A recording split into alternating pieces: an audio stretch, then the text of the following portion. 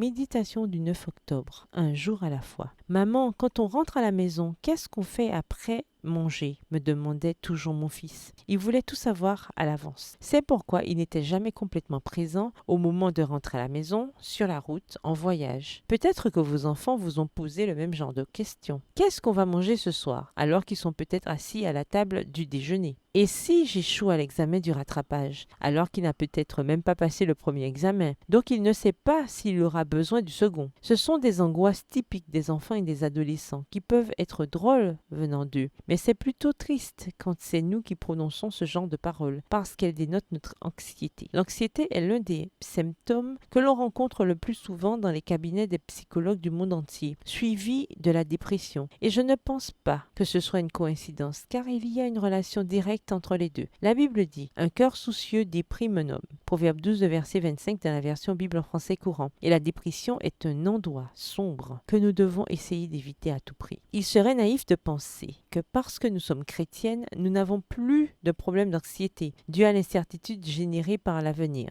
Bien sûr que nous en avons. Nous sommes humaines et personne n'est exempt de ressentir toute la gamme des émotions. L'important est d'être consciente que ressentir des émotions comme l'anxiété ne signifie pas que vous n'avez pas la foi ou que vous n'êtes pas une bonne chrétienne. Cela signifie que la route chrétienne est celle du progrès, de l'avancement et de la croissance et que certaines réponses ne viennent pas du jour au lendemain. Cela ne veut pas dire que nous ne pouvons pas travailler intelligemment pour mieux gérer nos émotions négatives et faire croître progressivement notre confiance en Jésus qui nous a laissé sa paix pour que nos cœurs ne soient pas troublés. Voir Jean 14, verset 27. Nous lisons dans Philippiens 4, le verset 6. Ne vous inquiétez de rien, mais en toute chose, par la prière et la supplication, avec des actions de grâce, faites connaître à Dieu vos demandes. Commençons par ces étapes. Premièrement, prier Dieu, sachant qu'il nous écoute. Et deuxièmement, rendre grâce pour ce que nous vivons dans le présent. Verset du jour, déchargez-vous sur lui de tous vos soucis, car lui-même prend soin de vous. 1 Pierre 5, le verset 7 dans la version Louis II.